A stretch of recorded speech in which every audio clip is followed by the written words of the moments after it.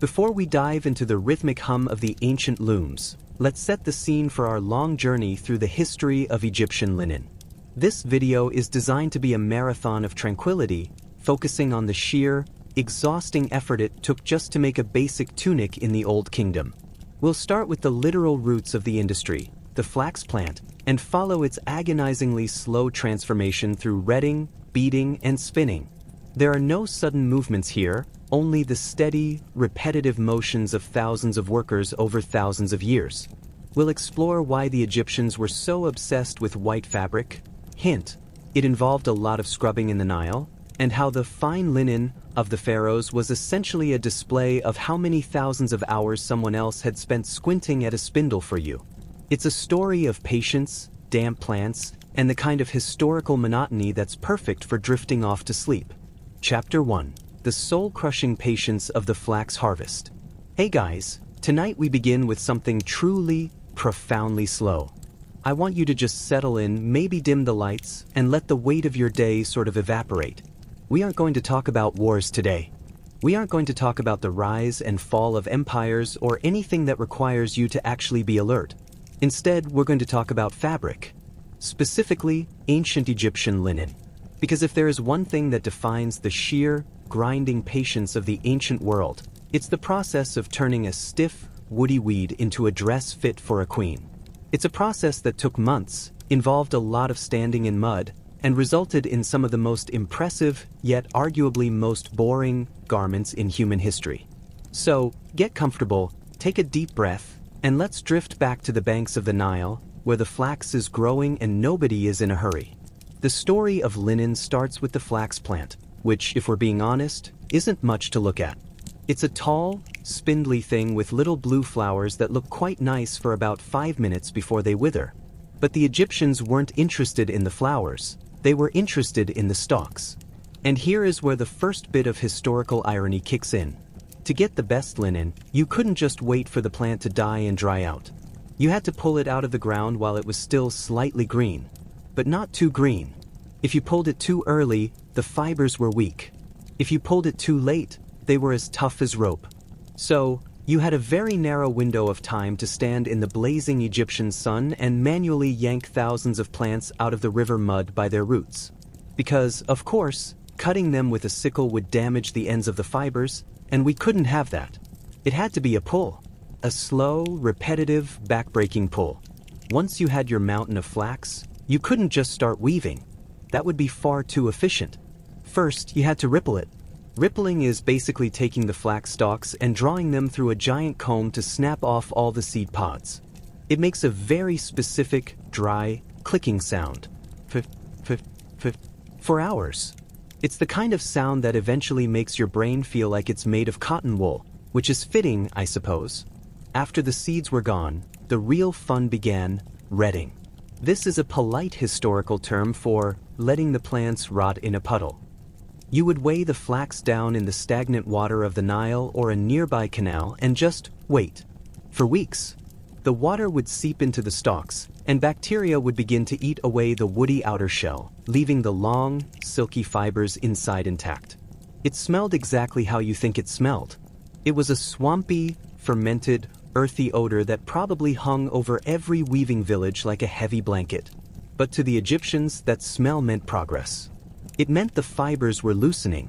After the flax was sufficiently rotten, it had to be dried. And then came the beating. Imagine standing in the sun with a wooden mallet, hitting a pile of dried, smelly plants over and over again.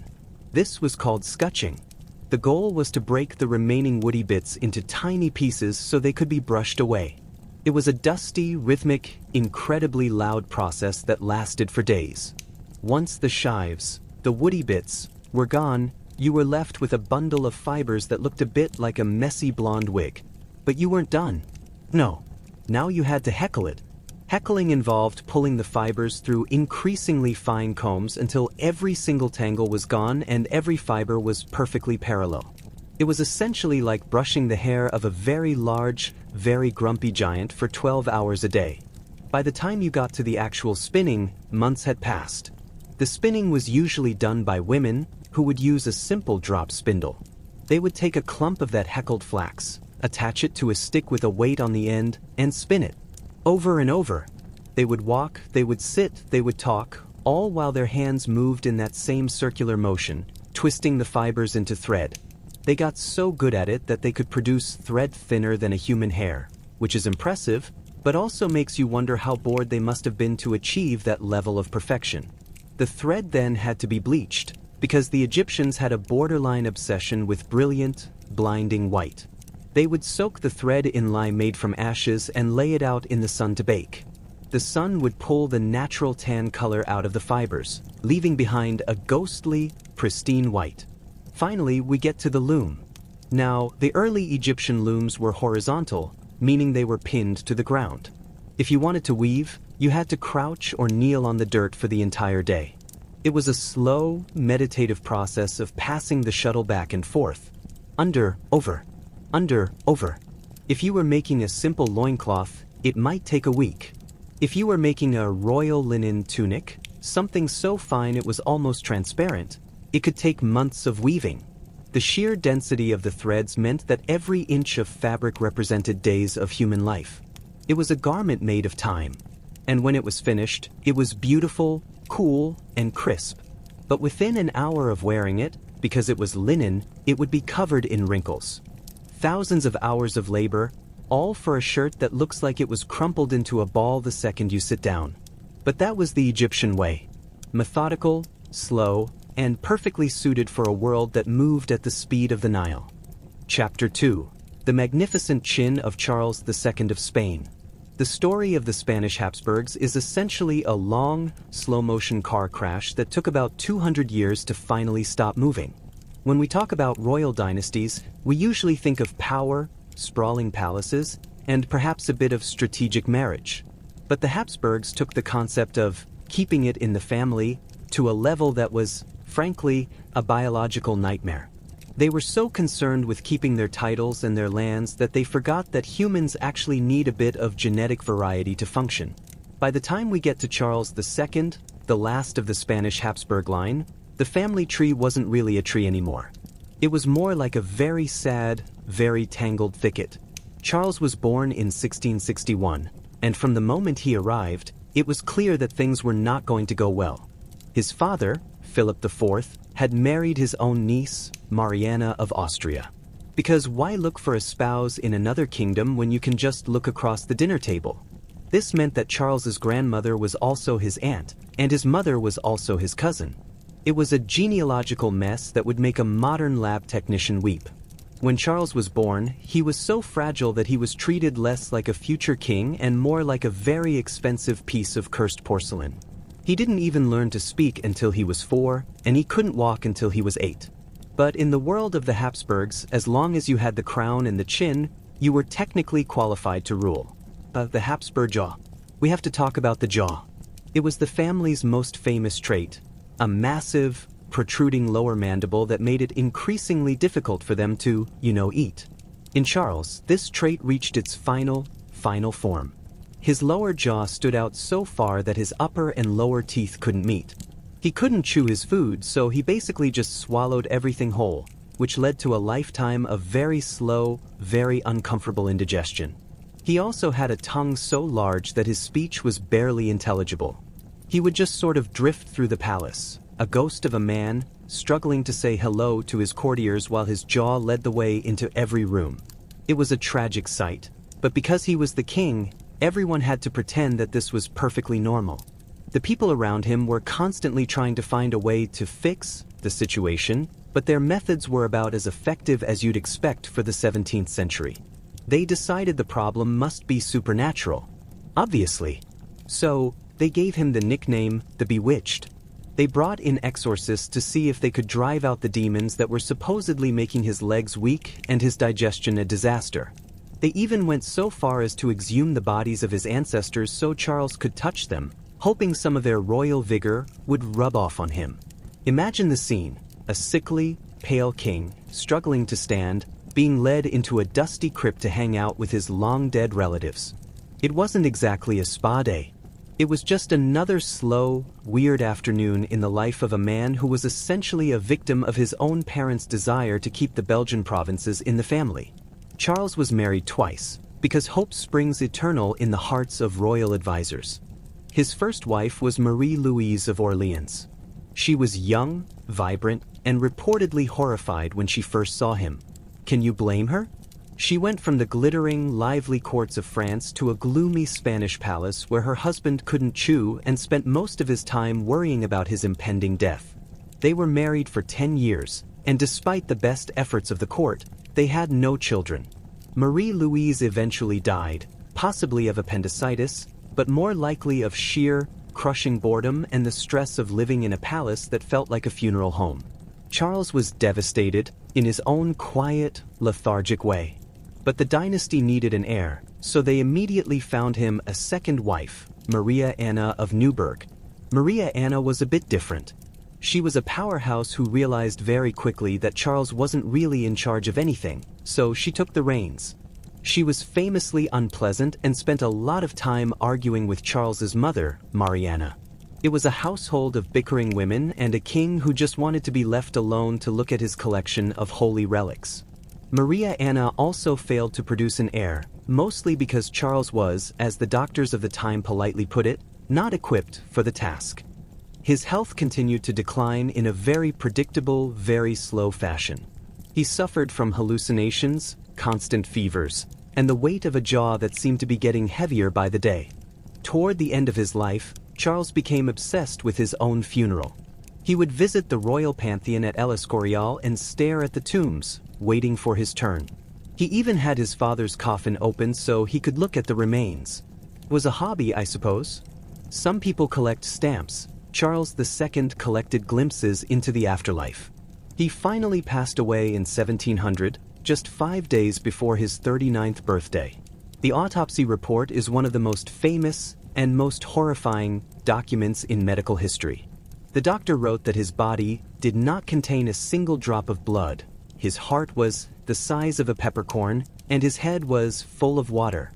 It was a miracle he had lasted as long as he did. With Charles's death, the Spanish Habsburg line finally flickered out. They had managed to inbreed themselves right out of existence. It was the end of an era marked by immense wealth, global power, and a jawline that could be seen from space. As Charles was laid to rest in the tomb he had spent so much time visiting, the rest of Europe immediately started a massive war over who got to keep his stuff. But for Charles, the struggle was finally over. No more exorcisms, no more swallowing food whole, and no more awkward family reunions where everyone looked exactly like him. He could finally just rest. Chapter 3: The Fragile Bubble of the Russian Romanovs. The Romanovs were a family that really enjoyed a good gold-trimmed uniform and a palace with more rooms than anyone could reasonably walk through in a single day. But by the time we get to the late 19th and early 20th centuries, the family was less of a soaring imperial eagle and more like a very expensive, very delicate glass ornament sitting on the edge of a shelf. They were wealthy, they were powerful, and they were also incredibly good at ignoring the fact that their world was slowly unraveling. This was a family that believed they were chosen by God to rule, which is a nice thought, until you realize that God apparently forgot to give them a functional immune system. At the center of this slow-motion tragedy were Nicholas II and his wife, Alexandra. Now, Nicholas was a man who really just wanted to be a quiet country gentleman. He loved hiking, he loved his family, and he loved writing in his diary about how nice the weather was, even while his empire was literally catching fire. He wasn't a villain. He was just profoundly, almost impressively mediocre.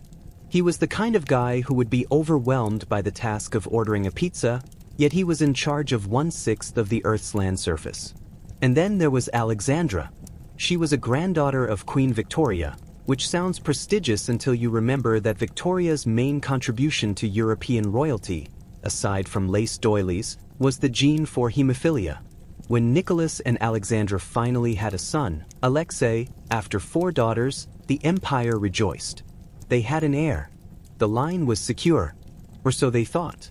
It didn't take long for the doctors to realize that Alexei had inherited the royal malady. Hemophilia meant that a simple bruise, the kind a normal toddler gets 10 times a day, could turn into a week of agonizing internal bleeding. The boy was effectively a bubble child. He couldn't run, he couldn't play roughly, and he spent a large portion of his short life being carried around by giant sailors who were hired specifically to make sure he didn't trip over a rug. It was a stressful, quiet, suffocating way to live, and it turned the Russian imperial court into a place of hushed whispers and medicinal smells. Because the medical science of the day was basically, have you tried putting leeches on it? Or, maybe he should just lie down more. Alexandra turned to the supernatural. This brought a man named Rasputin into the palace. Now, history remembers Rasputin as a dark, mystical monk with hypnotic eyes and a legendary ability to not die when poisoned, shot, or drowned. But in the context of a sleepy Tuesday at the palace, he was just a very dirty, very loud man from Siberia who happened to be the only person who could calm the Tsarevich down. Every time Alexei had a bleeding episode, Rasputin would show up, whisper some prayers, and the boy would miraculously get better. Of course, modern historians think Rasputin's miracle was actually just telling the doctors to stop giving the kid aspirin, which, as it turns out, is a blood thinner. It's a bit ironic that the savior of the Romanov dynasty was just a guy with common sense and a lack of medical training.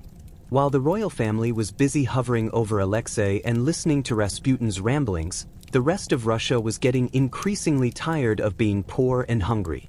But inside the palace, the vibe remained strangely detached. Nicholas would record the temperature in his diary, and Alexandra would obsess over her religious icons. They were living in a cocoon of silk and incense, blissfully unaware that the cocoon was about to be stepped on. The tragedy of the Romanovs wasn't a sudden explosion, it was a slow, agonizing leak. They spent years trying to protect a single sickly child, while the millions of people they were supposed to be leading felt like the empire was already dead. There's something deeply melancholy about the final years of the Romanovs.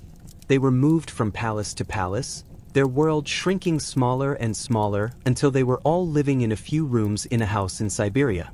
They still tried to keep up their routines. They drank tea, they read books, and they probably still worried about Alexei's bruises. They were waiting for a rescue that was never going to come, trapped in the amber of their own outdated beliefs. It was a quiet end to a dynasty that had once been the loudest in the world. They drifted out of history not with a bang, but with the soft rustle of a turning page in a diary that mostly talked about the reign. Chapter 4. The Sad, Sickly, and Spoiled.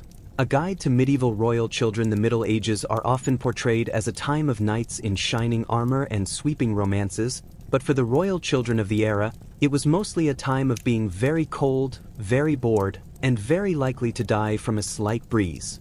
If you were born into a royal cradle in the 14th century, you weren't just a baby, you were a walking, crying political pawn. You were a tiny human chess piece that couldn't even hold its own head up yet, but you were already being promised in marriage to a toddler 3 kingdoms away whom you wouldn't meet for another decade. It was a high-stakes life, but the daily reality was incredibly slow, incredibly quiet, and usually involved a lot of prayer and boiled cabbage.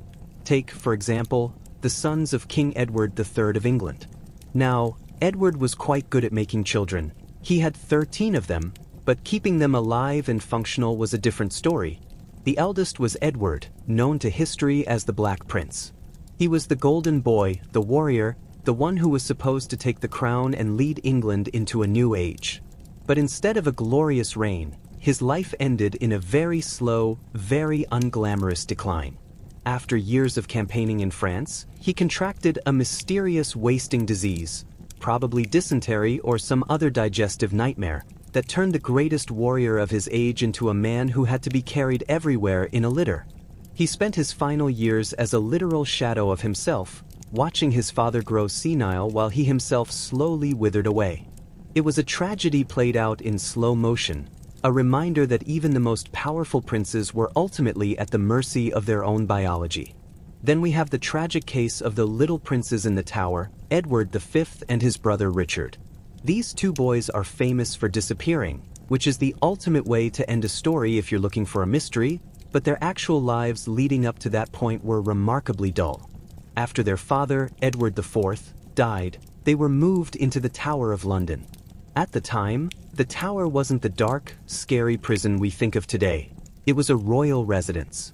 So, these 2 boys spent their days sitting in stone rooms, playing games, and waiting for a coronation that was never going to happen. They were surrounded by luxury, yet they were essentially stuck in a very expensive waiting room. The historical record just sort of stops.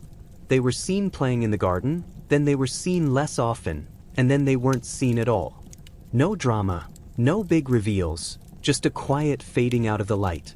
And we can't forget the French dauphins. Being the heir to the French throne was statistically one of the most dangerous jobs in the world, mostly because of the sheer fragility of the human body. Louis, Duke of Brittany, was a dauphin who lasted only 9 months. Another Louis lasted 10 years. It was a constant cycle of birth, a few years of being pampered by nurses in drafty chateaus, and then a quick exit due to a fever or a chill. These children were often isolated from other kids to keep them safe from disease, which meant their world consisted of a few elderly tutors, a lot of religious icons, and the heavy, stifling expectation of an entire kingdom. They were the most important people in France, yet they spent their time practicing their handwriting and staring out of windows at a world they were rarely allowed to touch. The life of a medieval royal child was an odd mix of being spoiled and being neglected. You might have a cradle lined with ermine and gold thread, but your doctor was a man who thought the best way to cure your cough was to wrap a dead pigeon around your neck. You were rich, but you lived in a castle that was essentially a damp stone box with zero insulation. You were powerful, but you couldn't choose what you ate, what you wore, or who you would eventually spend the rest of your life with. It was an existence of muffled sounds, long shadows, and the constant, underlying hum of dynastic anxiety. It was a slow, rhythmic life that usually ended before it truly began, leaving behind nothing but a small, beautifully carved marble effigy in a cold cathedral. Chapter 5. The melancholy madness of King George III. George III is often remembered by history as the king who lost America, or the guy who talked to a tree, but his life was actually a much slower, much more repetitive exercise in frustration. He wasn't a tyrant in the way the history books like to pretend for the sake of a good revolution. He was actually a bit of a homebody. He was a man who loved agriculture, hence the nickname Farmer George, and he would have been perfectly happy spending his days measuring the height of his wheat or organizing his extensive button collection. Instead, he was tasked with running an empire that was increasingly determined to fall apart, which is enough to give anyone a bit of a headache. The madness of George III didn't just appear one day like a bolt of lightning. It was a slow, creeping fog that would roll in, settle over his mind for a few months, and then miraculously lift, leaving him embarrassed and exhausted. Modern doctors think he might have had porphyria, a genetic blood disorder that can cause everything from abdominal pain to blue-colored urine and total mental collapse. Imagine being the King of England and realizing your urine has turned the color of a summer sky. It's the kind of detail that doesn't make it into the grand oil paintings, but it certainly adds a layer of quiet, medical dread to his daily routine. During his episodes, the royal household would transform into a very hushed, very tense theater of the absurd. George would start talking, and he simply wouldn't stop. He was recorded speaking for 24 hours straight, his voice becoming hoarse and ragged as he rambled about everything from the state of the Navy to the personal lives of his equerries. It wasn't loud or violent, it was just constant. A relentless stream of consciousness that the court had to endure with a polite, frozen smile. Because he was the king, you couldn't exactly tell him to take a nap. You just had to stand there while he explained, for the 14th time, exactly how he felt about the price of turnips. The treatments he received were, in true 18th century fashion, significantly worse than the actual illness. His doctors, who were basically guessing at everything, decided the best course of action was to blister him. They would apply caustic chemicals to his skin to cause painful sores, believing this would draw out the bad humors from his brain. So, not only was the poor man losing his mind, but he was also covered in chemical burns and confined to a straitjacket whenever he got too agitated. He spent long periods at Kew Palace, which became a sort of gilded cage. He would walk the gardens, sometimes mistaking a tree for the King of Prussia and engaging it in a very long, very civil conversation about diplomacy. The tree, of course, was an excellent listener. What's truly sad about George was the lucidity that would return between the bouts of illness. He would wake up, realize he had been incapacitated for months, and have to catch up on all the things he'd missed, like, for instance, losing the American colonies. It was a slow realization that his own body and mind were betraying him. He eventually went blind and deaf, spending his final years in a world of total silence and darkness, wandering the halls of Windsor Castle in a purple dressing gown. He would play the harpsichord by touch, the music drifting through the empty corridors, a lonely, rhythmic sound for a king who had become a ghost in his own palace. His family life wasn't much of a refuge either. He and Queen Charlotte had 15 children, and George was a bit of a helicopter parent before that was a term. He was so terrified of his daughters getting into trouble that he essentially kept them as white slaves at court, refusing to let them marry until they were well into their 30s and 40s. It was a quiet, repressed household, full of aging princesses who spent their days embroidery and waiting for their father to have another episode. It was a dynasty stuck in a permanent state of wait and see, a long, slow decline that mirrored the king's own fading light. Chapter 6: The Dusty Loneliness of the Tudor Heirs. When we think of the Tudors, we usually think of Henry VIII shouting for more turkey legs or Elizabeth I giving a rousing speech in a massive lace collar. But behind the velvet curtains and the dramatic portraits, the Tudor line was actually a very short, very quiet, and very sickly affair. For a family that exerted so much energy trying to produce a spare, they were remarkably bad at keeping their children on this side of the soil. The Tudor dynasty only lasted 3 generations, mostly because their biological luck was about as good as their marital track record. It all started with Arthur, Prince of Wales. He was the Great Hope, the eldest son of Henry VII, named after the legendary king to signal a new golden age. He was married off to Catherine of Aragon in a ceremony that was incredibly long and full of heavy wool tapestries. But just 5 months after the wedding, at the age of 15, Arthur simply stopped. He caught what was known as the sweating sickness, a mysterious Tudor ailment that basically involved getting a fever and then fading away within 24 hours. One minute he was the future of England, and the next he was a very small, very still footnote in a damp castle in Wales. This, of course, led to his brother Henry VIII taking the throne and spending the next 40 years obsessing over his own lack of heirs. Henry eventually got his precious jewel, Edward VI. But Edward's life was less of a royal romp and more of a medical case study. He was a pale, serious boy who spent most of his time surrounded by tutors and doctors who were terrified he might catch a cold. He was crowned at age 9, looking like a little boy playing dress-up in a crown that was far too heavy for his head. His journals are some of the most boring documents in history. He'd write about the weather, or a parade, or a theological debate, all in the same flat, monotone style. He never really got to be a person. He was just a vessel for the Protestant Reformation. By 15, his lungs began to fail him. He spent his final months in a slow, coughing decline, watching the summer sun from his window while his advisors scrambled to figure out who would take the blame for his death. Then there was Mary I, who spent her entire life in a state of perpetual, anxious waiting. She waited for her father to love her again, she waited for a husband, and most tragically, she waited for a baby that wasn't there. She experienced 2 phantom pregnancies, where her body mimicked all the signs of being expectant, only for the months to tick by 10, 11, 12, until it became painfully clear that there was no heir.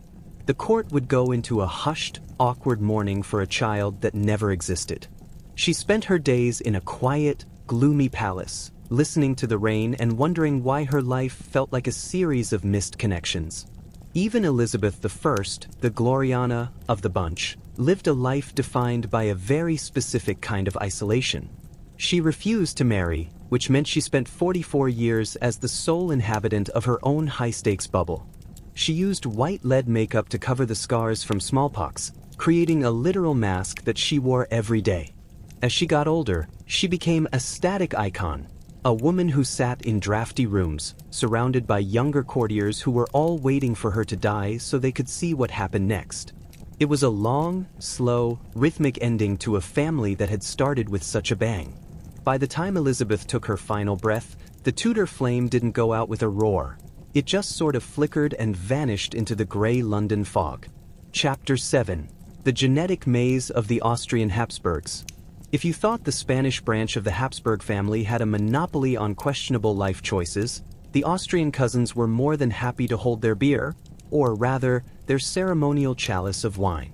While the Spanish branch eventually inbred themselves out of existence with Charles II, the Austrian line was a bit more resilient, though not without their own slow-motion biological disasters. They were the masters of the strategic marriage, which is really just a fancy way of saying they spent several centuries marrying people they were already related to. It was a long, rhythmic cycle of cousins marrying cousins, uncles marrying nieces, and everyone collectively pretending that the resulting children were the peak of human evolution. Take, for example, the Emperor Ferdinand I of Austria. He was born in 1793, and right from the start, he was a walking advertisement for why genetic diversity is generally a good idea. His parents were double first cousins. Think about that for a second. It means his family tree didn't really branch out. It just looped back in on itself like a very confusing pretzel. Ferdinand was, to put it gently, uncomplicated. He suffered from up to 20 seizures a day, which the court handled with a sort of polite, practiced nonchalance. He had a head that was significantly larger than his body, and a mind that was, well, elsewhere. He was often found staring out of windows for hours, presumably pondering the sheer effort it took to be an emperor when you'd really rather just have a nap. Ferdinand is perhaps most famous for his one and only recorded executive command. It wasn't a declaration of war or a reform of the tax code. No, Ferdinand was a man of simple tastes. He once demanded apricot dumplings, and when his chef informed him that apricots were out of season, Ferdinand famously replied, "I am the emperor, and I want dumplings." This was the pinnacle of his political career. He eventually abdicated during the revolutions of 1848, largely because he didn't quite understand why everyone was shouting. He spent the rest of his life in a quiet palace in Prague, living a very slow, very orderly existence where his dumplings were always in season.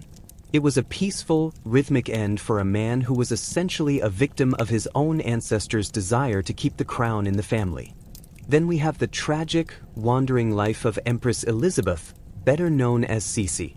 She married her cousin, Emperor Franz Joseph, and while she was legendary for her beauty, her life was a long, melancholy exercise in avoiding the stifling atmosphere of the Viennese court. Sisi was obsessed with her appearance, spending 3 hours every single day just having her hair brushed. Imagine that, 3 hours of sitting perfectly still while a woman meticulously combed through several pounds of floor-length hair. It was a ritual of quiet, rhythmic boredom. She also had a gym installed in the palace, which was considered scandalous at the time, but for her, it was just another way to cope with the crushing weight of being a Habsburg ornament. Sisi's life was defined by a slow, drifting movement. She spent years traveling across Europe on her private train, trying to outrun her own sadness and the genetic shadows that seemed to haunt her children. Her son, Crown Prince Rudolf, was a sensitive, troubled man who felt the weight of the dynasty like a lead blanket. His life ended in a quiet, dark tragedy at a hunting lodge called Mayerling, a story of a suicide pact that left the empire without an heir and the emperor in a state of permanent, stoic grief. It wasn't a loud explosion. It was a silent, cold realization that the family line was fraying at the edges. The Austrian Habsburgs lived in a world of endless ceremony, where the clink of silver spoons and the rustle of silk were the only sounds allowed to break the silence. They were surrounded by gold and velvet, yet they were often the loneliest people in the room. Their history isn't one of grand triumphs, but of slow, methodical endurance in the face of their own failing biology. They held on to power until the very end, drifting through their palaces like ghosts in a museum, waiting for a world that was moving far too fast for their ancient, tired blood. Chapter 8. The Predictable Train Wreck of Royal Cousins. The concept of the royal marriage was always less about romance and more about moving borders around like furniture in a room. You didn't marry for love. You married because your father wanted a specific port in the Mediterranean or because your uncle had a spare duchy and didn't want the French to get their hands on it. But the problem with treating people like playing cards is that eventually, you run out of new decks. By the 19th century, the royal families of Europe were so interconnected that everyone was essentially attending a family reunion every time they went to a state funeral. It was a genetic closed loop, a slow-motion tightening of the knot that led to some truly predictable, yet quietly tragic, biological outcomes. Take the House of Braganza in Portugal and Brazil. They were particularly fond of uncle-niece marriages, which is exactly as biologically ill-advised as it sounds. Queen Maria I of Portugal, for instance, married her own uncle, Peter III. Now, Maria was a woman who was already prone to bouts of deep, rhythmic melancholy. After her husband, who was also her uncle, passed away, her mental health took a very slow, very public dive. She became known as Maria the Mad, and she would spend her nights wandering the palace corridors, screaming that the devil was after her. It wasn't a sudden break, it was a long, agonizing decline into a world of shadows, accompanied by the quiet rustle of her attendants trying to keep her from waking the rest of the household. Then there was the case of the French Bourbons and the Spanish Bourbons, who were constantly swapping cousins like they were trading stickers. The result was a lineage that seemed to get progressively slower and more detached from reality with every generation. King Ferdinand VII of Spain, for example, was a man whose physical proportions were so unique that his first marriage was reportedly a source of great confusion for his bride. He was a man who spent his time avoiding the complex problems of his empire in favor of embroidery. Yes, the King of Spain spent hours upon hours meticulously stitching flowers onto silk. It's a very calm, very rhythmic hobby, but perhaps not the best use of time for a man whose country was being invaded by Napoleon. We also have to look at the tragic repetition in the Danish royal line. Christian VII of Denmark was a king who was clearly not built for the stress of the 18th century. He was mentally fragile from a young age, prone to bouts of paranoia and what we would now call catatonia. He would spend his days in a state of quiet, frozen terror, or sometimes he would jump over chairs and pick fights with statues. His marriage to Caroline Matilda of Great Britain, who was, of course, his cousin, was a disaster of monumental proportions. He was completely uninterested in her, preferring to spend his time wandering the streets of Copenhagen at night. The government was eventually taken over by his physician, Struensee, while the king just drifted through the palace, a ghost in a crown, occasionally nodding at people he didn't recognize. The irony of all these marriages was that they were designed to make the dynasties stronger and more stable. The blue blood was supposed to be kept pure. But instead of strength, they got fragility. They got princes who couldn't walk, queens who couldn't stop crying, and kings who talked to furniture. Every "I do" between two cousins was another step toward a very quiet, very well-dressed oblivion. They were building palaces of glass and then wondering why the walls kept cracking.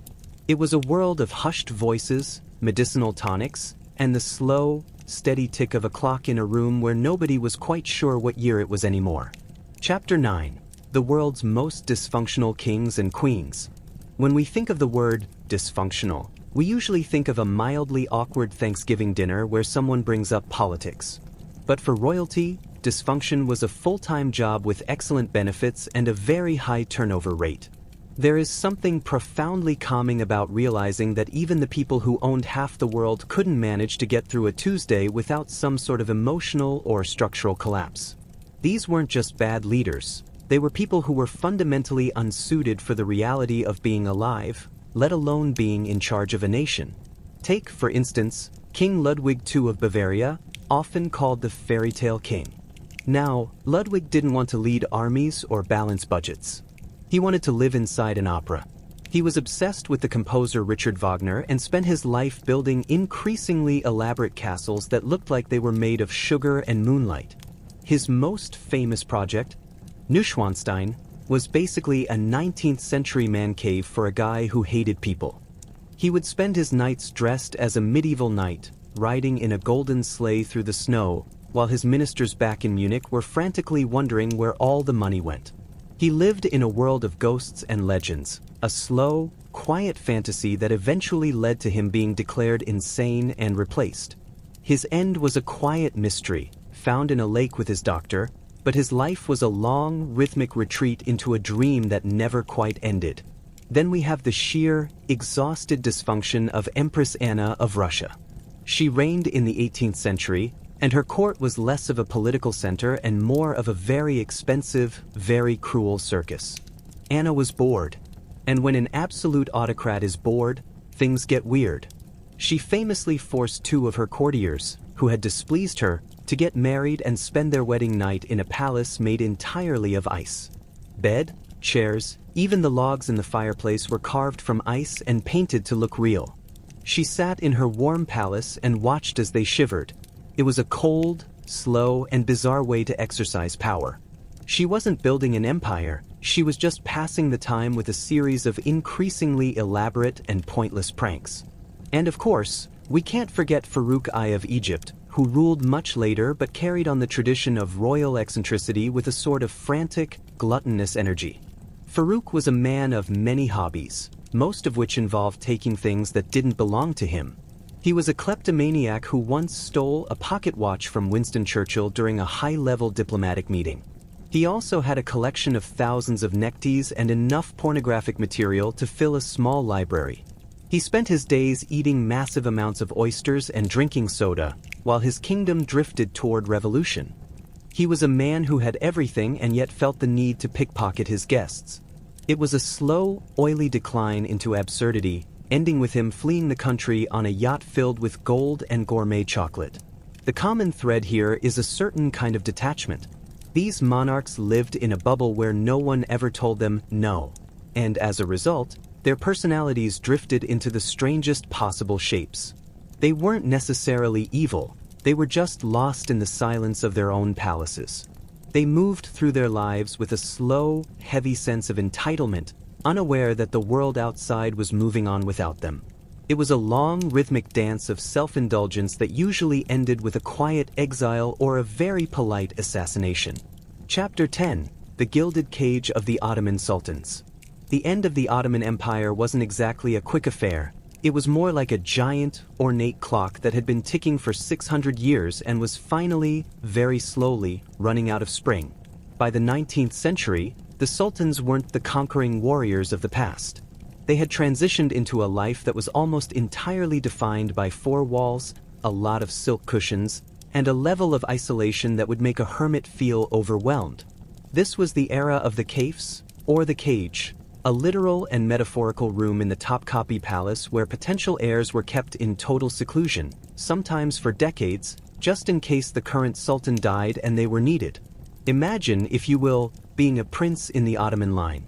You are treated like a god, but you aren't allowed to leave a specific suite of rooms. You aren't allowed to have children of your own while you're in the cage. You spend 40 years surrounded by servants who aren't allowed to speak to you above a whisper, eating the finest foods, and staring at the same rhythmic patterns in the tilework. By the time many of these men finally became sultan, they were, understandably, a little bit off. They were middle-aged men who had never seen a street, never held a real conversation, and had spent 4 decades wondering if today was the day they'd be executed or crowned. It was a slow, quiet psychological pressure cooker that produced some of the most lethargic and eccentric rulers in history. Take Sultan Ibrahim I, often called Ibrahim the Mad, though Ibrahim the Overwhelmed might be more accurate. After spending years in the cage, he was suddenly told he was in charge of an empire. His response was to become obsessed with ambergris and furs. He reportedly lined the walls of his chambers with sable fur because he liked the way it felt when he brushed against it. He spent hours feeding coins to the fish in the palace ponds, not because he wanted to help the fish, but because he liked the way the gold glittered as it sank through the water. It was a slow, repetitive, and incredibly expensive way to pass the time. He lived in a world of textures and shiny objects, a soft, muffled existence that ignored the fact that his ministers were quietly plotting his removal. Then there was Abdul Hamid II, who lived in a state of constant, rhythmic paranoia. He was so afraid of being assassinated that he moved the entire seat of government to a new, smaller palace called Yildiz, which he turned into a fortress. He didn't trust his own shadow. He had a massive collection of clocks, and he spent his days listening to them tick in unison, a sound that he found comforting in its predictability. He also had a laboratory where he spent hours testing his food for poison. It was a very slow, very methodical way to live. Testing a grape, waiting an hour, testing a sip of water, waiting another hour. He was the most powerful man in the Islamic world. Yet his life was reduced to the size of a dinner plate and the sound of a ticking clock. The final sultans were like ghosts in their own palaces. They lived in the Dalmabas Palace, a building so full of crystal chandeliers and gold leaf that it looked like it was made of frozen light. But inside, the atmosphere was one of profound, sleepy melancholy. They would sit on their balconies and watch the ships go by on the Bosphorus, knowing that their empire was shrinking every single day. There was no drama, no shouting matches, just a quiet, dignified withdrawal from reality. They were the products of a system that valued stability over competence, and as a result, they spent their lives in a state of permanent, gilded boredom. When the end finally came and the sultanate was abolished, the last sultan, Mehmed VI, simply walked out of his palace, boarded a British warship, and drifted away. There were no riots, no grand battles. Just a man in a fez, carrying a small suitcase, leaving behind a world of velvet and incense that had become his entire universe. It was the ultimate slow exit, a quiet closing of a door that had been slightly ajar for 100 years. Chapter 11. A guide to the most pointless royal protocols in history. When you live a life with absolutely no practical responsibilities, you tend to fill the void with rules. The royals of Europe and the East were masters of creating systems of behavior so complex and so agonizingly slow that they bordered on performance art. These protocols weren't just about being polite, they were about stretching the most mundane tasks, like putting on a shirt or eating a pea, into a 3-hour ritual of quiet, rhythmic movement. If you were a king, your entire day was essentially a choreographed dance where every step was dictated by a book written 300 years before you were born. The gold standard for this kind of organized boredom was, of course, the court of Versailles under Louis XIV. The Sun King turned the simple act of waking up into a theatrical production called the levee. Imagine lying in bed, perfectly still, while the doors open and dozens of noblemen file in according to their rank. There was a specific guy whose only job in life was to hold the right sleeve of the king's shirt. Another guy held the left. If the left sleeve guy was sick, the right sleeve guy couldn't just do both. That would be a scandal. They had to find the next person in the hierarchy to stand there and hold a piece of linen. It was a slow, silent ceremony of fabric and ego, performed every single morning while the king just sat there, presumably wishing he could just get his own coffee. Then we have the Spanish court, which was even more rigid and, frankly, a bit more grim. Spanish etiquette, or etiqueta de la rua, was so strict that it occasionally became life-threatening. There is a famous, possibly apocryphal, but very telling story about Queen Mariana of Austria. Her horse once bolted, and her foot got stuck in the stirrup. She was being dragged across the ground, but none of the courtiers would help her. Because it was a capital offense to touch the queen's foot.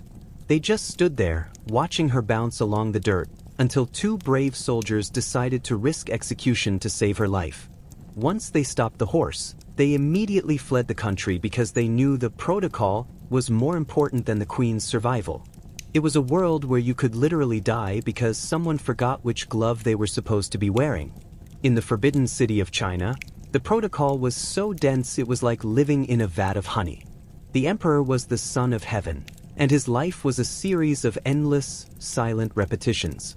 When he ate, he was served dozens of dishes he was never allowed to finish, or sometimes even touch, because the ritual of serving was more important than the nutrition.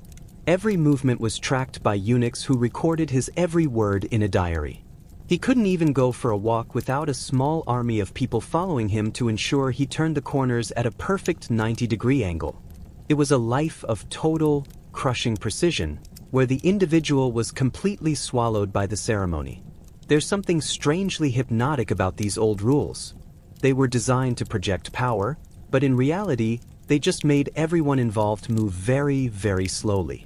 They turned human beings into statues. You didn't walk, you glided. You didn't talk, you delivered a prepared statement. It was a rhythmic, predictable existence that ensured nothing unexpected ever happened. And in a world that was often chaotic and dirty, perhaps that's why they clung to it so tightly. It was a bubble of perfect, meaningless order. Chapter 12. Every time royal marriages went genetically wrong. Part 2. When we left off with the royal family trees, they were already looking less like trees and more like a single, very tired piece of twine. But the 19th century really doubled down on the idea that if a marriage didn't involve a first cousin, it probably wasn't worth the cost of the wedding cake. We often think of Queen Victoria as the grandmother of Europe, which sounds very sweet and maternal, but in reality, she was more like a genetic ticking time bomb. She carried a mutation for hemophilia, and because she was so successful at marrying her children into every major royal house, she effectively exported a blood-clotting disaster to every corner of the continent. But before we get to the bleeding, we have to look at the Wittelsbachs of Bavaria. They were a family that really leaned into the eccentricity side of the genetic lottery. We already talked about Ludwig II and his castles, but his brother, Otto, was perhaps an even clearer example of what happens when your ancestors have the same 4 sets of grandparents. Otto was declared King of Bavaria, but he never actually ruled. He spent most of his life in a beautiful palace called Fürstenried, which was essentially a very high-end psychiatric ward. He would sit for hours in a state of quiet apathy, occasionally interrupted by the belief that he was a dog. He would bark at his ministers, which, if we're being honest, is a form of political commentary many people today might appreciate. It was a slow, repetitive life of being king in name only, while his uncle did all the actual work. Then there's the case of the Serbian Obrenović dynasty. They were a bit newer to the royal game, but they caught on to the dysfunctional marriage trend very quickly. King Alexander I of Serbia decided to marry a woman named Draga Mason. Now, Draga was a former lady-in-waiting to his mother. She was a widow, and she was 10 years older than him. The entire kingdom was horrified, not because of the age gap, but because they were convinced she was barren. Alexander, being a stubborn young man in a very slow-moving world, married her anyway. He was so obsessed with proving his critics wrong that when Draga had a phantom pregnancy, he organized a national celebration. They spent months preparing for a royal heir that didn't exist, while the military sat in the background, getting increasingly annoyed. The whole thing ended in a very messy, very loud coup, but the years leading up to it were just a long, awkward stretch of a king pretending his wife was pregnant while everyone else looked at their shoes. We also have to look at the House of Savoy in Italy. They were a family that was physically quite small, a trait that wasn't helped by their tendency to marry within the family circle. King Victor Emmanuel III was famously short, barely 5 feet tall. When he stood next to his wife, Queen Elena of Montenegro, who was quite tall, he looked like a small child being led around by his nanny. This wouldn't have been a problem, except that he was the king of a country that was trying very hard to look imposing on the world stage. He spent his reign trying to compensate for his stature by collecting coins. He had over 100,000 of them. He would spend hours in a quiet room, cataloging tiny pieces of metal, a rhythmic and solitary hobby for a man who felt dwarfed by his own titles. The real tragedy of these genetic overlaps wasn't just the physical ailments, it was the psychological weight. These royals were born into a world where they were told they were superior by blood, yet their own bodies often told a different story.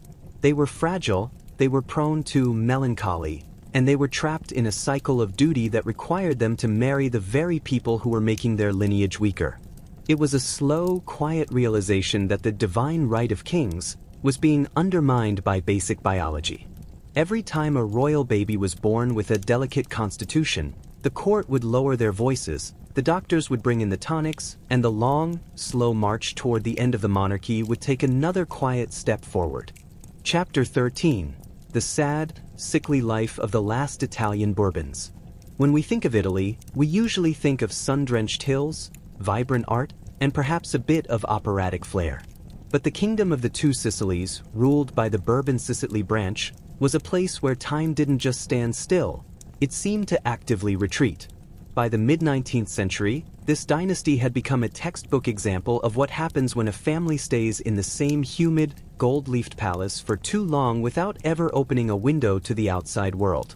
They were a family characterized by a very specific kind of religious gloom and a physical frailty that made every royal portrait look a bit like a medical before photo. The most notable figure in this slow-fading line was Ferdinand II, nicknamed Bamba. He wasn't called that because he was particularly explosive in personality. He earned the name after he shelled his own cities to stop a revolution. But in his private life, Ferdinand was anything but dynamic. He was a man of deep, repetitive habits. He was intensely religious and spent a large portion of his day in hushed chapels, surrounded by the smell of old incense and melting beeswax. He mistrusted technology, mistrusted new ideas, and most of all, mistrusted anyone who wasn't a member of his immediate and very large family. He lived in a world of rhythmic prayer and bureaucratic stagnation, watching the rest of Europe modernize while he worried about the exact placement of candles on an altar. Ferdinand's health, much like his kingdom, was in a state of quiet, unhurried collapse. He suffered from a series of mysterious, lingering ailments that the medical science of Naples couldn't quite grasp. Toward the end of his life, he developed a terrifying skin condition that turned his final months into a long, agonizing ordeal of being wrapped in bandages and basted with ointments. He lay in a darkened room in the Palace of Caserta, a building so large it had its own internal weather system, listening to the distant sound of fountains and waiting for a recovery that was never coming. It was a rhythmic, damp, and lonely end for a man who had tried to hold back the tide of history with a rosary and a canon. Then we have his son, Francis II, the last king of the two Sicilies. If Ferdinand was a man of stubborn gloom, Francis was a man of pure, translucent fragility. He was nicknamed Franceschiello, or Little Francis, because he always seemed a bit too small for his surroundings. He was incredibly shy, deeply pious, and had the misfortune of inheriting a kingdom just as Giuseppe Garibaldi was deciding to unify Italy. Francis didn't want to fight. He wanted to be left alone to pray and perhaps look at his collection of holy relics. He spent the climax of his reign, the siege of Gaeta, sitting in a damp fortress, watching the horizon, while his brave and much more energetic wife, Maria Sophie, basically ran the defense. Maria Sophie was a sister of Sisi of Austria, and she had that same restless, Bavarian energy. While Francis was inside the fortress chapel, Maria Sophie was on the ramparts, handing out cigars to the soldiers and ignoring the incoming shells. It was a bizarre, slow-motion contrast, the warrior queen and the monk king. Eventually, the fortress fell, and the last of the Italian Bourbons were sent into a long, quiet exile. They spent the rest of their lives drifting between European capitals, staying in expensive hotels, and living off the kindness of their increasingly distant relatives. There is a particular sadness to the way the Italian Bourbons ended. They didn't go out in a blaze of glory, they just sort of evaporated. They lived in a world of what-ifs and if-onlys, moving through the shadows of more successful dynasties. They were the products of a system that valued the past over the present, and their bodies and minds reflected that exhaustion. Their history is a long, rhythmic sigh, a story of people who were born into the wrong century and spent their lives trying to find a quiet corner where the 19th century couldn't find them. Chapter 14. The World's Most Bored Courtiers. Life in the Shadow of a King. If you were a member of the nobility in the 17th or 18th century, your greatest ambition in life was likely to be a glorified personal assistant to someone who didn't know your last name. Being a courtier sounds glamorous in the movies, all silk stockings, witty banter, and midnight masquerades, but the reality was a long, rhythmic marathon of standing still in drafty hallways. It was a life of profound, professional boredom, where your primary duty was to wait for a king to do something interesting, which, as we've established, usually involved him just eating or waking up.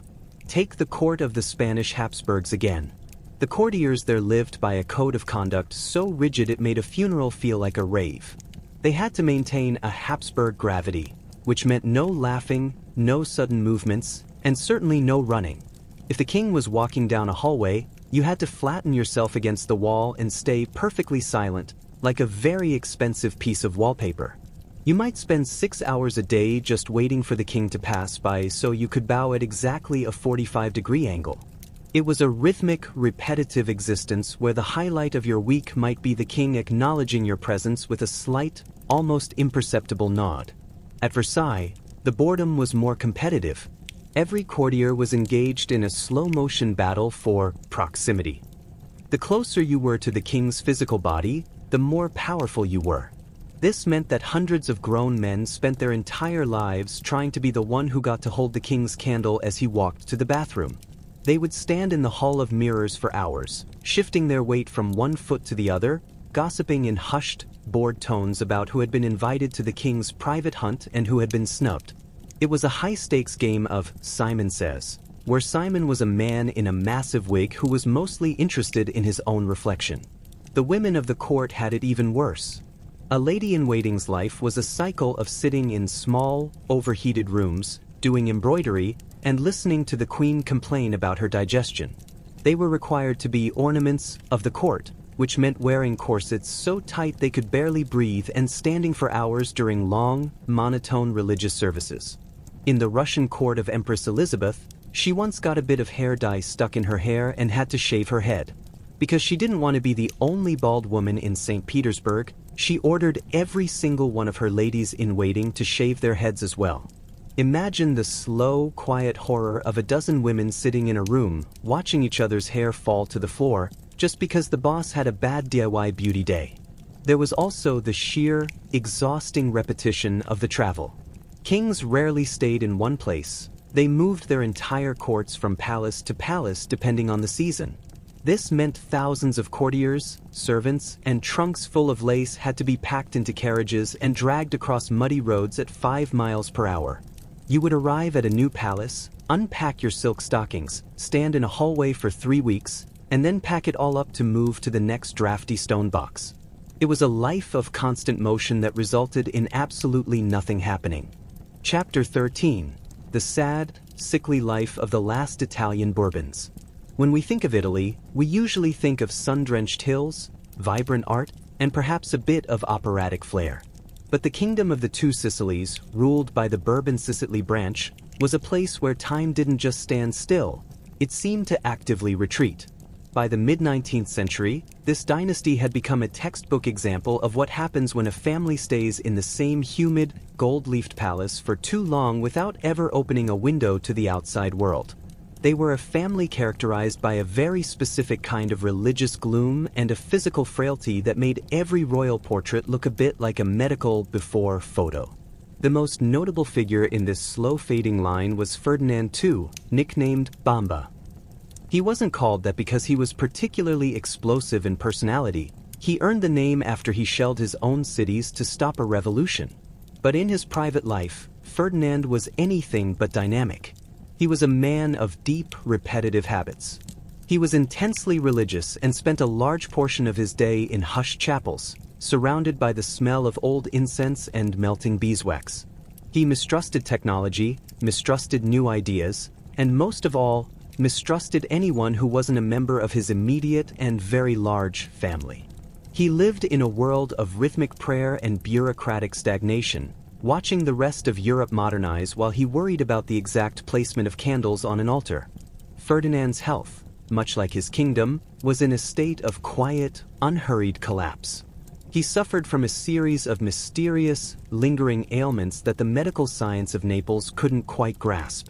Toward the end of his life, he developed a terrifying skin condition that turned his final months into a long, agonizing ordeal of being wrapped in bandages and basted with ointments. He lay in a darkened room in the Palace of Caserta, a building so large it had its own internal weather system, listening to the distant sound of fountains and waiting for a recovery that was never coming. It was a rhythmic, damp, and lonely end for a man who had tried to hold back the tide of history with a rosary and a canon. Then we have his son, Francis II, the last king of the Two Sicilies. If Ferdinand was a man of stubborn gloom, Francis was a man of pure, translucent fragility. He was nicknamed Franceschiello, or Little Francis, because he always seemed a bit too small for his surroundings. He was incredibly shy, deeply pious, and had the misfortune of inheriting a kingdom just as Giuseppe Garibaldi was deciding to unify Italy. Francis didn't want to fight. He wanted to be left alone to pray and perhaps look at his collection of holy relics. He spent the climax of his reign, the siege of Gaeta, sitting in a damp fortress, watching the horizon, while his brave and much more energetic wife, Maria Sophie, basically ran the defense. Maria Sophie was a sister of Cece of Austria, and she had that same restless, Bavarian energy. While Francis was inside the fortress chapel, Maria Sophie was on the ramparts, handing out cigars to the soldiers and ignoring the incoming shells. It was a bizarre, slow-motion contrast, the warrior queen and the monk king.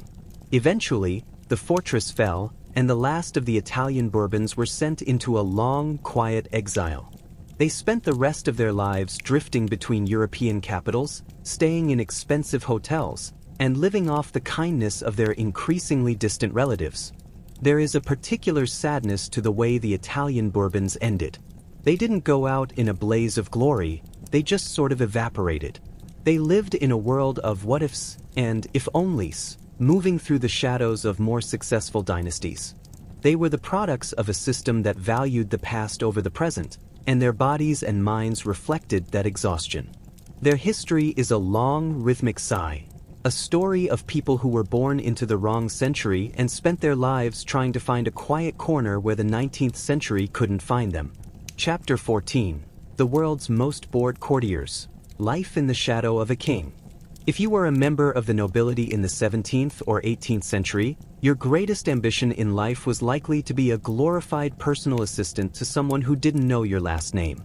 Being a courtier sounds glamorous in the movies, all silk stockings, witty banter, and midnight masquerades, but the reality was a long, rhythmic marathon of standing still in drafty hallways.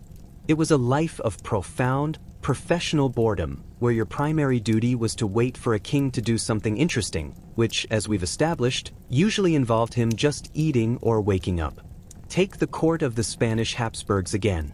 The courtiers there lived by a code of conduct so rigid it made a funeral feel like a rave. They had to maintain a Habsburg gravity, which meant no laughing, no sudden movements, and certainly no running. If the king was walking down a hallway, you had to flatten yourself against the wall and stay perfectly silent, like a very expensive piece of wallpaper. You might spend 6 hours a day just waiting for the king to pass by so you could bow at exactly a 45-degree angle. It was a rhythmic, repetitive existence where the highlight of your week might be the king acknowledging your presence with a slight, almost imperceptible nod. At Versailles, the boredom was more competitive. Every courtier was engaged in a slow-motion battle for proximity. The closer you were to the king's physical body, the more powerful you were. This meant that hundreds of grown men spent their entire lives trying to be the one who got to hold the king's candle as he walked to the bathroom. They would stand in the hall of mirrors for hours, shifting their weight from one foot to the other, gossiping in hushed, bored tones about who had been invited to the king's private hunt and who had been snubbed. It was a high-stakes game of Simon Says, where Simon was a man in a massive wig who was mostly interested in his own reflection. The women of the court had it even worse. A lady-in-waiting's life was a cycle of sitting in small, overheated rooms, doing embroidery, and listening to the queen complain about her digestion. They were required to be ornaments of the court, which meant wearing corsets so tight they could barely breathe and standing for hours during long, monotone religious services. In the Russian court of Empress Elizabeth, she once got a bit of hair dye stuck in her hair and had to shave her head. Because she didn't want to be the only bald woman in St. Petersburg, she ordered every single one of her ladies-in-waiting to shave their heads as well. Imagine the slow, quiet horror of a dozen women sitting in a room, watching each other's hair fall to the floor, just because the boss had a bad DIY beauty day. There was also the sheer, exhausting repetition of the travel. Kings rarely stayed in one place. They moved their entire courts from palace to palace depending on the season. This meant thousands of courtiers, servants, and trunks full of lace had to be packed into carriages and dragged across muddy roads at 5 miles per hour. You would arrive at a new palace, unpack your silk stockings, stand in a hallway for 3 weeks, and then pack it all up to move to the next drafty stone box. It was a life of constant motion that resulted in absolutely nothing happening. We also see this final reckoning in the Thai monarchy of the late 19th century. King Chulalongkorn, Rama V, was a great modernizer, but he lived within a system of polygamy and royal intermarriage that was staggering in its complexity. He had 92 consorts and 77 children. Because the pool of appropriate, high-ranking women was limited to his own half-sisters and cousins, the genetic overlap was intense. While this was intended to concentrate the divine power of the monarchy, it also led to a high rate of infant mortality and delicate health among the princes. It was a palace of thousands of women, a quiet, cloistered world of silk and incense where the stakes were high but the daily life was a slow, methodical repetition of ritual and rank. The final reckoning for all these families came in 1914. The Cousins' War, as some call it, was essentially a massive family argument that resulted in the destruction of three major empires. Kaiser Wilhelm II of Germany, Tsar Nicholas II of Russia, and King George V of England were all cousins. They wrote letters to each other signed Willie, Nicky, and Georgie. They shared the same grandmother, the same vacation spots, and in many ways, the same genetic predispositions towards stubbornness and a lack of imagination. They sat in their respective palaces, moving their armies like toy soldiers on a map, unaware that the world they were fighting over was already gone. The era of the inbred monarch ended not with a grand resolution, but with a quiet, exhausted sigh.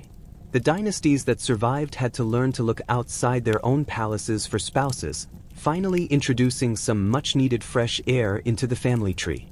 The long, rhythmic era of the royal closed loop had come to an end, leaving behind nothing but dusty portraits of people with very large chins and very sad eyes, staring out at a world they never quite understood.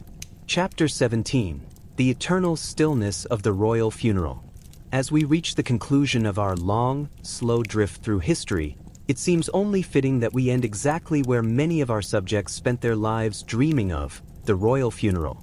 If a royal marriage was a 3-day marathon of awkward tension, a royal funeral was a multi-month masterpiece of organized boredom. It was the ultimate expression of protocol, a final, rhythmic ceremony designed to prove that even in death, a monarch was far more important than you. In the 18th and 19th centuries, a king didn't just die and get buried on a Tuesday. No, the process was a long, drawn-out affair that involved an incredible amount of black velvet. When a Spanish Habsburg died, for instance, the body was often left in state for days, surrounded by hundreds of flickering candles that made the room uncomfortably warm and filled the air with the heavy, sweet scent of beeswax. The courtiers would stand in shifts, perfectly still, their black cloaks brushing the floor in a soft, rhythmic rustle as they moved to replace a burnt-out taper. It was a scene of profound silence, interrupted only by the low, monotone chanting of monks in a nearby chapel. The funeral procession itself was a marvel of slow-motion logistics. Imagine a carriage draped in so much black fabric it looked like a moving mountain of coal, pulled by 8 horses wearing black ostrich feathers on their heads. The procession would move through the streets at a literal snail's pace, about 2 miles per hour, to ensure that every single peasant and merchant had ample time to reflect on the majesty of the departed. It was a parade of grief that lasted for hours, a rhythmic clop-clop-clop of hooves on cobblestones that probably lulled half the city into a trance. Then came the final ceremony of the gate, at the imperial crypt in Vienna. This is perhaps the most sleepless historian moment in all of history. When the coffin of a Habsburg arrived at the Capuchin church, the master of ceremonies would knock on the door. A monk inside would ask, "Who is there?" The master of ceremonies would list every single one of the king's titles: Emperor of Austria, King of Hungary, Count of Habsburg, and so on for about 5 minutes. The monk would reply, "We do not know him." The process would repeat. Only on the 3rd time, when the king was identified simply as a mortal, sinful man, would the doors slowly, rhythmically creak open. It was a piece of theater that took forever, a final hurdle of bureaucracy before the poor man was allowed to finally stop being an emperor. Inside the crypts, the atmosphere was one of dusty, cool permanence. The coffins were often made of lead and then encased in ornate bronze, decorated with skulls wearing crowns, a bit of memento mori to remind the surviving royals that their chins wouldn't save them forever. The bodies were often divided up. The heart went in one silver jar, the entrails in another, and the body in the big box.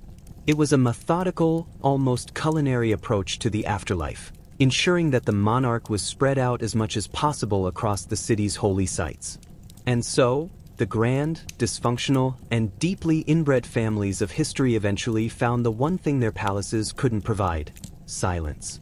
No more tutors, no more blood-thinning tonics, no more cousins to marry, and no more 3-hour hairbrushing sessions. Just the steady, quiet drip of water in a limestone vault and the slow accumulation of dust on a velvet cushion. They lived lives of immense noise and ceremony, but they ended in the most peaceful way possible, as a series of names in a book, tucked away in a room where the sun never shines and the clocks have all finally stopped ticking. Chapter 18: The Mind-Numbing Etiquette of Victorian Tea Parties. If you thought the royal courts were the only places obsessed with making simple tasks impossible, I'd like to introduce you to the 19th century British middle class. These were people who had just enough money to be comfortable, but not enough to be truly relaxed. Consequently, they filled their time with a social minefield known as the afternoon tea. It wasn't just a snack, it was a rhythmic, high-stakes ritual of porcelain and politeness where saying the wrong thing, or worse, holding your spoon the wrong way, was a social death sentence that would be whispered about for years. The ritual began long before any tea was actually poured. First, there was the calling card. If you wanted to visit someone, you didn't just knock on the door. That would be far too direct. You left a small, stiff piece of cardboard on a silver tray in the hallway. If the corner was folded a certain way, it meant you were there in person. If it wasn't, it meant you were just passing by. The lady of the house would then decide, in a very slow and methodical fashion, whether she was at home.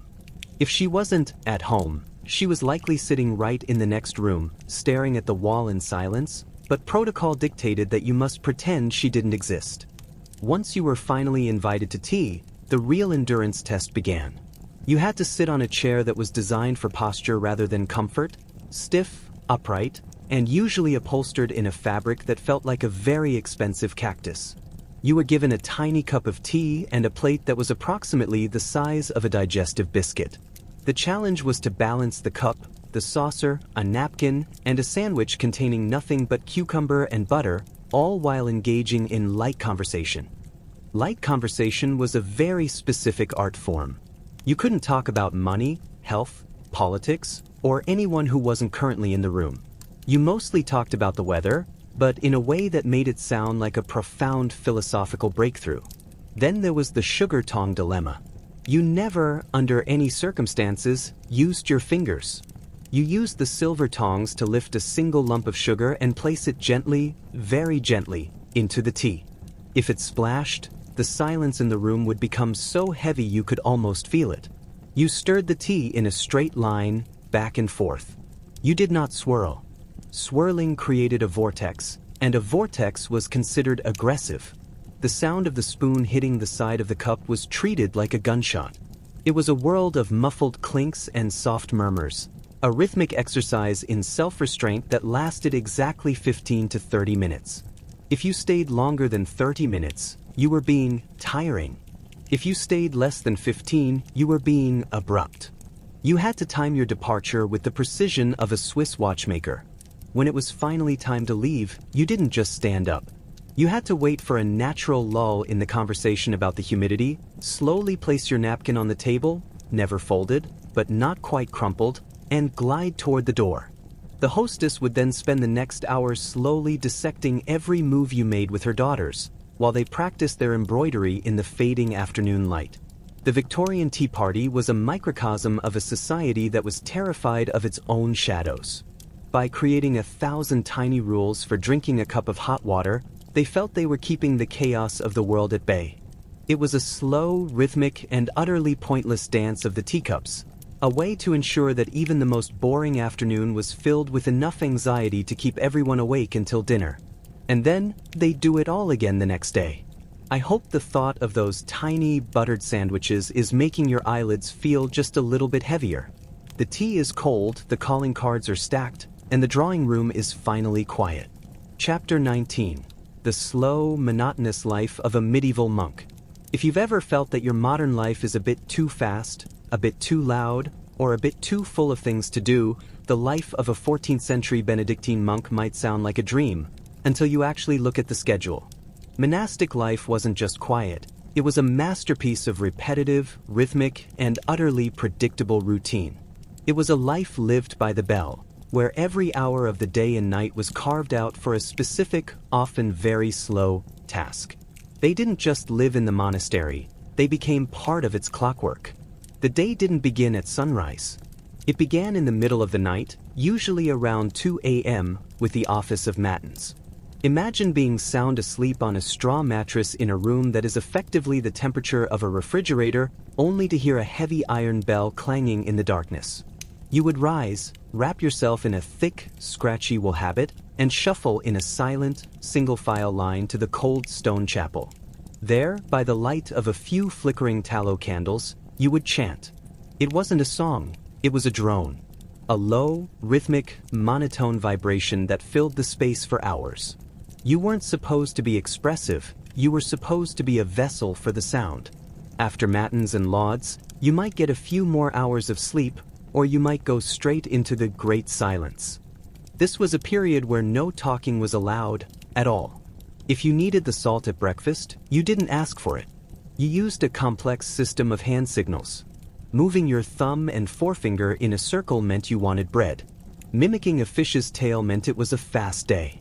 It was a world of muffled sounds, the scrape of a wooden spoon on a bowl, the rustle of wool, and the steady drip of rain in the cloister garden. It was a life lived in a sensory vacuum, designed to make your brain turn inward until the smallest thing, like a particularly well-grown cabbage, became the highlight of your week. Then came the manual labor. For many monks, this meant the scriptorium. Imagine sitting on a hard wooden bench for 6 hours a day, leaning over a piece of parchment, and meticulously copying a book by hand. You weren't allowed to change the font. You weren't allowed to doodle, unless you were one of the rebellious ones who drew cats in the margins. You just dipped your quill in ink, wrote a letter, waited for it to dry, and did it again. For years. A single book could take a decade to complete. It was the ultimate slow hobby, a rhythmic movement of the hand that resulted in a beautiful object that almost no one would ever read. It was labor as a form of meditation, where the goal wasn't the finished product, but the sheer, grinding patience it took to get there. The rest of the day was punctuated by more bells and more chanting. Prime, terce, sext, none, vespers, and finally compline. Between these sessions, you might garden or clean the floors. The food was intentionally boring, mostly beans, bread, and weak ale. There was no variety, no surprise, and no escape. You were in a loop. You were a human metronome, marking the passage of time in a world that didn't believe in progress, only in the steady, unchanging glory of the divine. By the time you reached the end of your life, you might have spent 50 years in the same 3 buildings, seen the same 20 faces every day, and chanted the same psalms tens of thousands of times. It was a life of profound, intentional monotony. It was an existence that stripped away the self and replaced it with a slow, steady pulse of prayer and work. As you lay in your final bed, the last sound you'd hear would be that same bell, calling the younger monks to start the cycle all over again. I hope the thought of that quiet, drafty scriptorium is making your mind feel a bit heavy. The ink is dry, the candles are low, and the great silence has finally begun. Chapter 20. The surprisingly slow process of building a Gothic cathedral. When we stand in front of a Gothic cathedral today, we see a majestic explosion of stone and glass reaching for the heavens. We think of it as a finished monument.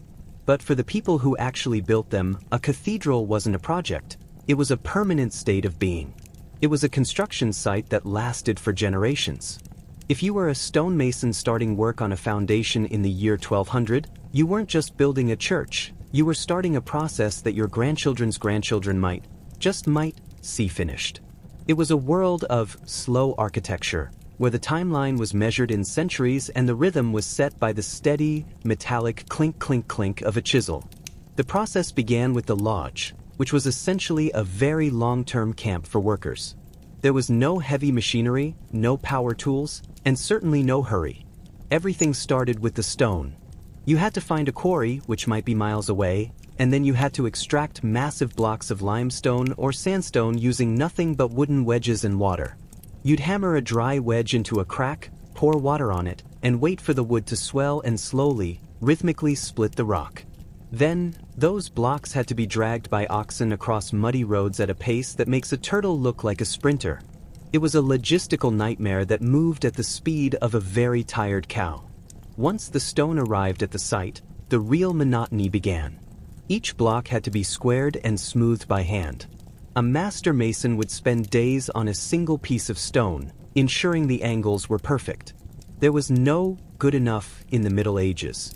If a stone was a fraction of an inch off, the whole vaulted ceiling could eventually come crashing down in a very loud, very expensive disaster. So, you spent your life in a cloud of white dust, moving your arm back and forth, shaping a piece of the earth to fit into a puzzle that you would never see completed. It was a life of extreme focus on a tiny detail, while the grand vision remained a distant dream. The most stressful part, if anything in this era could be called stressful, was the lifting. They used giant wooden tread wheels, which looked like massive hamster wheels for humans. A worker would climb inside and just walk. He would walk in place for hours, and as he walked, the wheel would slowly turn a drum, winding up a rope that pulled a single stone to the top of the walls. It was a rhythmic, circular journey to nowhere, performed 100 feet in the air. If the guy in the wheel stopped, the stone stopped. So he just kept walking, staring at the wooden slats, while the cathedral grew an inch higher. Then there were the intermissions. Building a cathedral was incredibly expensive, and the church would frequently run out of money. When the gold stopped flowing, the work stopped. The half-finished walls would be covered in straw to protect them from the frost, and the site would sit silent for 10, 20, or even 50 years. The cranes would rot, the weeds would grow over the piles of stone, and the townspeople would just walk past it every day, a giant stone skeleton waiting for someone to pay for its skin. Eventually, a new bishop would arrive, the taxes would be raised, and the clink-clink-clink of the chisels would start up again, exactly where it had left off half a century before. By the time the roof was finally on and the stained glass was being fitted, the original architects were long dead. Their names were often forgotten, lost in the margins of old ledgers. The people who worshipped inside were the descendants of the people who had pulled the first ox carts. It was a building made of thousands of human lives, all layered on top of each other in a slow, silent accretion of stone. It's a reminder that sometimes the greatest things we do are the ones we never get to finish ourselves. I hope the image of that giant, slow-turning wooden wheel is helping you drift off. The masons have put down their tools, the dust has settled, and the great stone is finally in its place. Chapter 21. The mind-numbing process of making medieval parchment. We've talked about the monks who spent decades writing books, but we haven't talked about the surface they were writing on. Before the convenience of paper, if you wanted to record a prayer or a tax ledger, you didn't go to a store, you went to a pasture. Making parchment was not a craft for the squeamish or the impatient. It was a long, oily, and intensely repetitive process that turned a living animal into a translucent, immortal sheet of writing material. It was a job that required the nose of a person who had lost their sense of smell and the patience of a mountain. The process began with the skin of a sheep, a calf, or a goat. Once the animal was gone, the skin was plunged into a large wooden vat filled with a solution of lime and water. This wasn't a quick dip. The skin had to soak for days, sometimes weeks, while the lime slowly, rhythmically loosened the hair and the fat. The smell of this vat, a pungent mixture of wet wool, rot, and chemicals, was a permanent fog that hung over the parchment maker's workshop. It was the scent of time standing still. Once the skin was sufficiently slimy, it was pulled out and draped over a beaming horse, a curved wooden block. The worker would then take a scutting knife, a curved, blunt blade, and spend hours scraping. Frit. They had to remove every single trace of hair from one side and every bit of flesh from the other. It was a rhythmic, physical labor that required a delicate touch. One slip of the knife and you'd put a hole in a sheet that represented a week's worth of work. It was a slow dance of muscle and blade against the stubborn resistance of nature. The real magic, and the real monotony, happened during the stretching. The wet, scraped skin was lashed to a large rectangular wooden frame called a hearse. As the skin dried, it would shrink and tighten. The parchment maker had to constantly walk around the frame, tightening the wooden pegs with a wrench, pull by pull, turn by turn. If you tightened it too fast, it snapped. If you did it too slowly, it sagged. You had to stay in tune with the skin, listening for the sound of the tension, while you used a circular blade called a lunellum to shave the surface even thinner. As the moisture evaporated, the skin stopped being flesh and started becoming parchment. It turned from a dull, gray pink to a luminous, creamy white. But you weren't done. Once it was dry and off the frame, you had to rub it with pumice stone to smooth it out, and then dust it with chalk to make it take the ink. You'd spend hours moving your hand in small, circular motions. Swish, swish, swish, until the surface was as soft as a leaf. A single Bible might require the skins of over 200 sheep. Think of the thousands of hours of soaking, scraping, stretching, and rubbing that went into a single volume. When a monk finally sat down to write, he was placing his pen on the result of a year's worth of silent, rhythmic labor. It was a material that carried the weight of the animal's life and the maker's patience, destined to sit in a quiet library for 1,000 years. I hope the thought of that slow, circular rubbing with the pumice stone is making your eyes heavy. The vats are quiet, the skins are stretched tight, and the workshop is finally still. Chapter 22: The History of the World's Most Boring Board Games. In a world before digital entertainment or even the printing press, people still needed a way to pass the incredibly long, slow evenings. But because life itself moved at the pace of a grazing cow, their games weren't designed for excitement or fast-paced action. They were designed to be as methodical and rhythmic as the lives of the people playing them. These were games of pure endurance, where a single match could last as long as a summer harvest, and the rules were specifically calibrated to ensure that nobody ever got too startled. Take, for example, the ancient game of the royal game of Whorl, played in Mesopotamia over 4,000 years ago. It's a racing game, but don't let the word race fool you.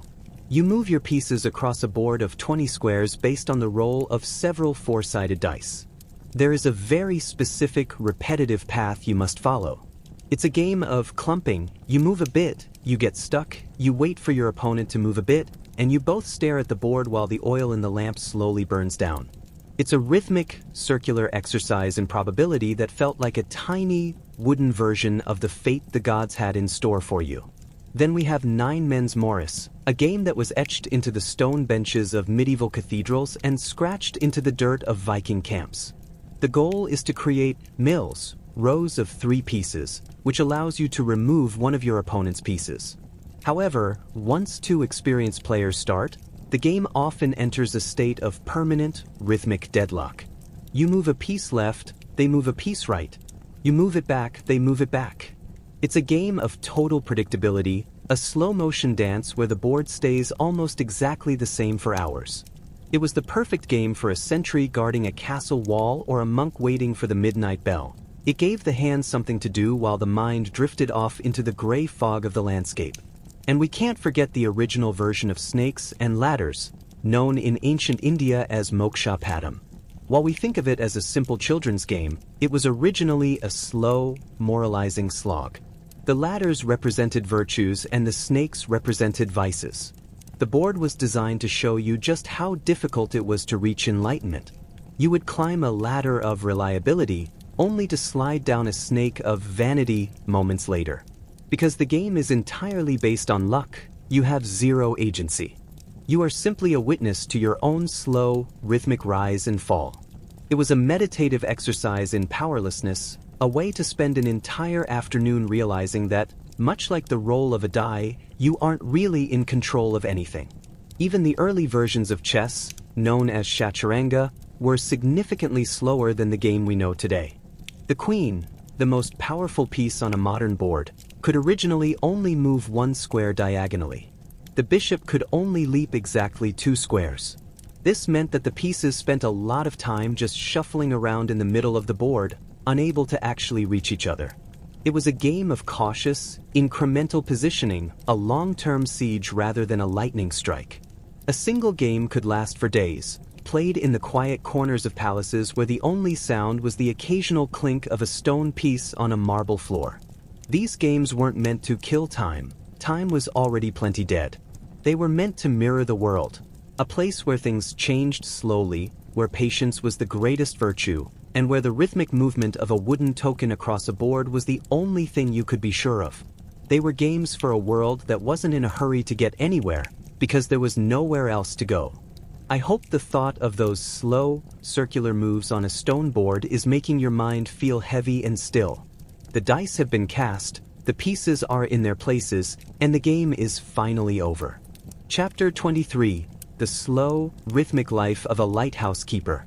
If you ever find yourself yearning for a life where the only thing you have to answer to is the tide and a very large, very bright lamp, the 19th century lighthouse keeper's existence might seem appealing. But it was a life defined by a level of solitude and repetition that could turn a person's mind into a smooth, featureless pebble. It was a career of watching and waiting, where the stakes were life and death, but the daily reality was mostly about the endless, rhythmic cleaning of glass. A keeper didn't just sit in a chair and look at the ocean. The heart of the lighthouse was the Fresnel lens, a massive, shimmering beehive of glass prisms. To keep the light visible for 20 miles, those prisms had to be spotless. A keeper spent hours every single day with a chamois cloth and spirits of wine, polishing the glass in slow, circular motions. Swish, swish, swish. You had to remove every speck of soot from the oil lamps and every smear of salt spray from the windows. If you missed a spot, the beam might flicker, and a ship might find the rocks. It was a life of microscopic focus within a vast, empty horizon. The rhythm of the night was set by the clockwork mechanism. Before electricity, the great lens had to be rotated by a system of weights, much like a grandfather clock. Every few hours, the keeper had to wind the heavy lead weights back up to the top of the tower. It was a slow, physical labor, turning a heavy iron crank in the dim light, feeling the gears click click click into place.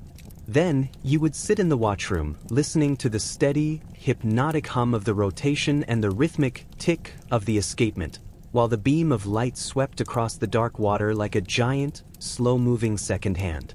The diet was as monotonous as the view. Most keepers lived on hardtack, a biscuit so hard it could break a tooth, salted pork, and whatever they could grow in a tiny, windswept garden plot. Everything tasted of salt. The wind was a constant, low-frequency roar that never truly stopped. It became the background noise of your life, a sound so pervasive that the rare moments of total calm felt terrifyingly loud. Perhaps the strangest part of the job was the logbook. Every single day, with a quill and ink, the keeper had to record the weather, the state of the light, and any passing ships. 9 p.m., wind and fog thickening. Light burning clear. No ships sighted. 12 a.m., wind steady. Light wound. No ships sighted. It was a written record of nothing happening, day after day, year after year. It was the documentation of a life spent in a vertical tube of stone, suspended between the sky and the sea. You became a ghost in a yellow oilskin, a person whose entire purpose was to ensure that other people you would never meet, could stay far away from you. The solitude was the most rhythmic part of all. You watched the sun rise and set with a precision that few others ever experience. You knew exactly where the moon would be at 2 a.m. on a Tuesday in October. You were in sync with the celestial mechanics, a tiny human cog in a giant, oceanic machine. By the time a keeper retired, they often found the real world far too fast, too loud, and too unpredictable. They had spent so long in the slow, steady sweep of the light that anything else felt like a storm. I hope the thought of that giant, silent beam of light sweeping across the dark water is making your eyelids feel heavy. The weights are wound, the glass is polished, and the sea is finally calm. Chapter 24: The mind-numbing history of the measurement of time.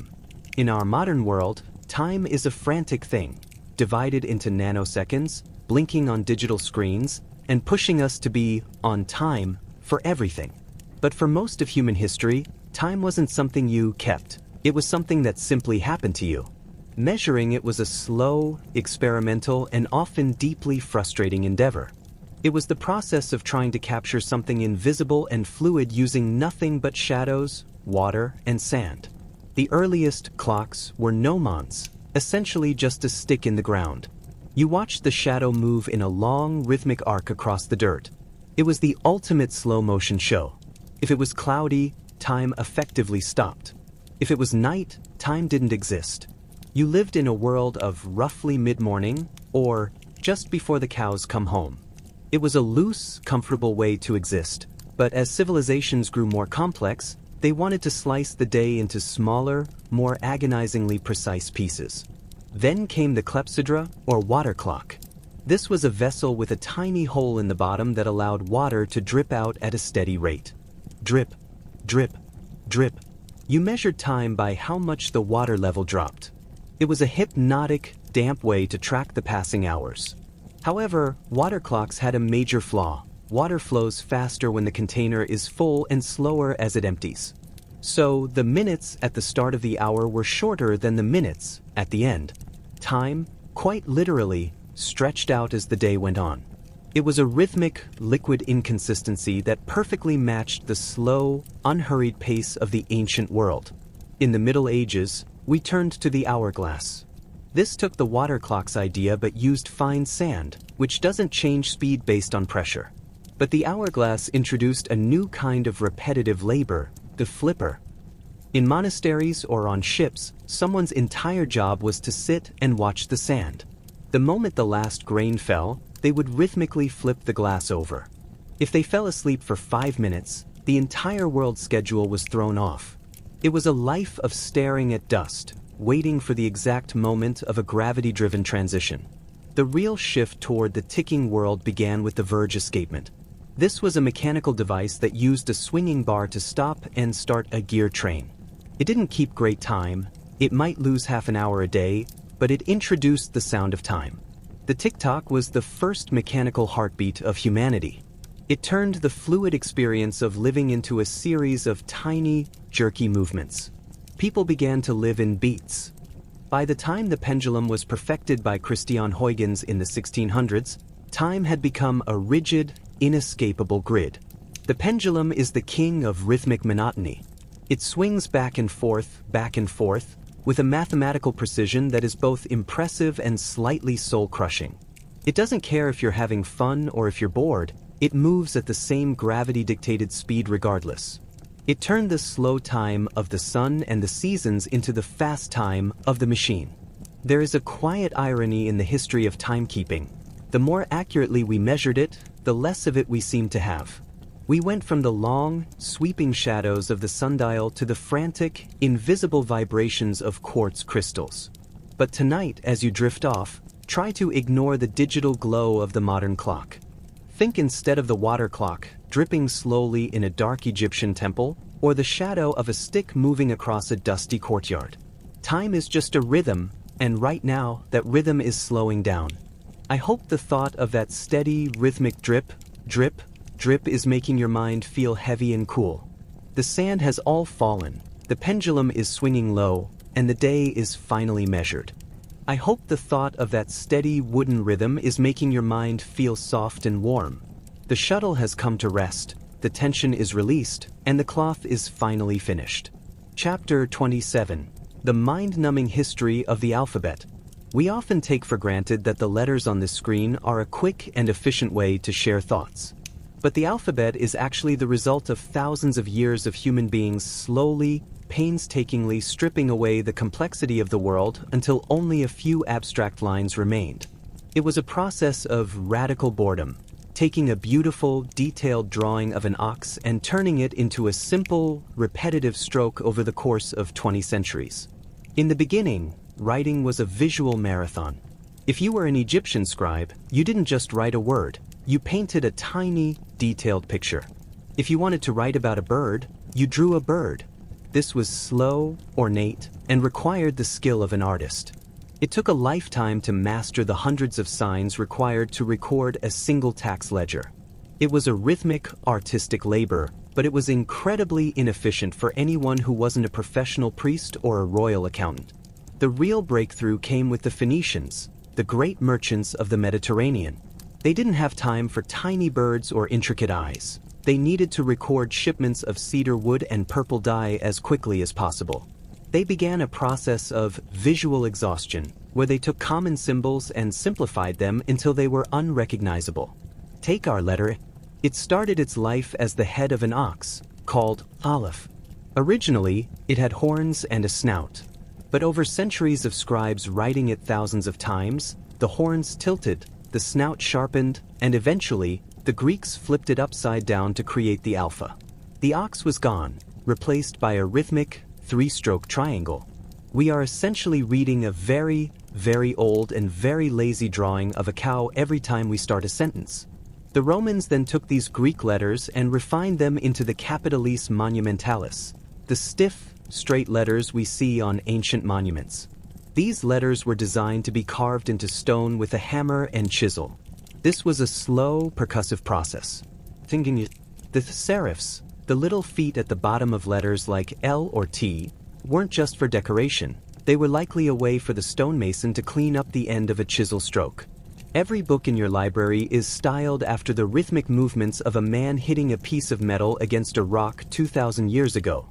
As we moved into the Middle Ages, the alphabet slowed down even further with the development of blackletter or Gothic script. This was a style where every letter was made of thick, vertical minims. When a monk wrote the word minimum in Gothic script, it looked like a picket fence, 15 identical vertical strokes in a row. It was a visual mantra, a rhythmic exercise in ink that was almost impossible to read but very, very meditative to write. Today, our letters have been smoothed out by printing presses and digital pixels, but they still carry the rhythm of those ancient chisels and quills. We are using a system of symbols that has been sanded down by the friction of history until only the barest, most essential shapes remain. It is a quiet, invisible architecture of the mind, built one stroke at a time over 10,000 years. I hope the thought of those repetitive, vertical ink strokes is making your eyes feel heavy. The ox has turned into an A, the chisel has fallen silent, and the page is finally full. Chapter 28. The slow, steady history of the development of the plow. If you want to find the true pulse of human history, don't look at the swords or the crowns. Look at the dirt. For thousands of years, the rhythm of human survival was dictated by the speed of an ox and the depth of a furrow. The development of the plow is a story of agonizingly slow progress, a literal grind that took us from scratching the surface of the earth with a stick to turning the heavy soil of northern Europe in a way that changed the world forever. The journey began with the ard, or the scratch plow. It was essentially a pointed branch held by a human or pulled by a pair of oxen. It didn't turn the soil, it just made a shallow groove. In the light, dry soils of the Mediterranean or Mesopotamia, this was enough. You would walk behind the ox, holding the wooden handle, feeling every vibration of the earth as the point dragged through the dust. It was a dusty, rhythmic walk to nowhere, performed under a hot sun for 10 hours a day. Because the soil wasn't turned, you often had to plow the field twice, once lengthways and once crossways, meaning you spent your entire life walking in a very large, very slow grid. The real revolution occurred during the Middle Ages with the invention of the heavy moldboard plow. This wasn't just a stick, it was a massive, wooden machine on wheels. It featured a coulter to slice the turf, a share to cut under the roots, and, most importantly, the moldboard to lift the heavy, wet clay and flip it over. This changed everything, but it made life much slower and more communal. This plow was so heavy it required a team of 8 oxen to pull it. No single peasant owned 8 oxen, so entire villages had to coordinate their schedules. You didn't just plow your field, you waited your turn in the rhythmic rotation of the village's shared resources. The fields themselves became long and narrow because turning a team of 8 oxen and a massive wooden plow was a logistical nightmare that took about 5 minutes. Every row was a long, slow commitment. The sound of the heavy plow was the true soundtrack of the medieval countryside, the creaking of the wooden frame, the heavy breathing of the oxen, and the wet, rhythmic thwop of the soil being flipped over by the moldboard. It was a sensory experience of damp earth and slow-motion power. You were no longer scratching the earth. You were wrestling with it, turning the deep, cold nutrients of the north to face the sun. As the centuries passed, We introduced iron shares and eventually the cast iron plow of the Industrial Revolution, but the core rhythm remained the same. It was the plowman's gait, a steady, heavy-footed walk that matched the pace of the animals. Even today, if you look at a plowed field, you are looking at the geometry of patience. Those parallel lines are the record of a human being moving as slowly as possible to ensure that everyone stays alive. I hope the thought of those long, straight furrows and the smell of damp, turned earth is making your mind feel heavy and grounded. The oxen have been unyoked, the plow is resting in the shed, and the field is finally ready. Chapter 29. The Mind-Numbing History of the Census.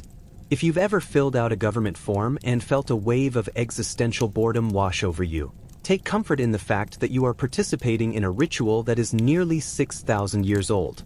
The census, the systematic counting of every soul in a territory, is the ultimate administrative rhythm. It is the moment when the chaos of human life is frozen, quantified, and turned into a list. It is a history of people with clipboards, or clay tablets, walking very slowly from house to house, asking the same 3 questions for eternity. The word itself comes from the Roman censor, an official whose job was to maintain the list of citizens. In ancient Rome, every 5 years, every male citizen had to report to the campus martius to declare his family, his property, and his slaves. If you didn't show up, your property could be confiscated, or you could be sold into slavery. It was a high-stakes moment of counting, performed with the rhythmic precision of a military parade.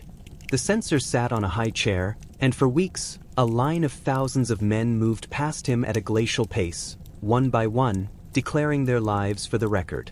In the Middle Ages, the most famous census was the Doomsday Book of 1086.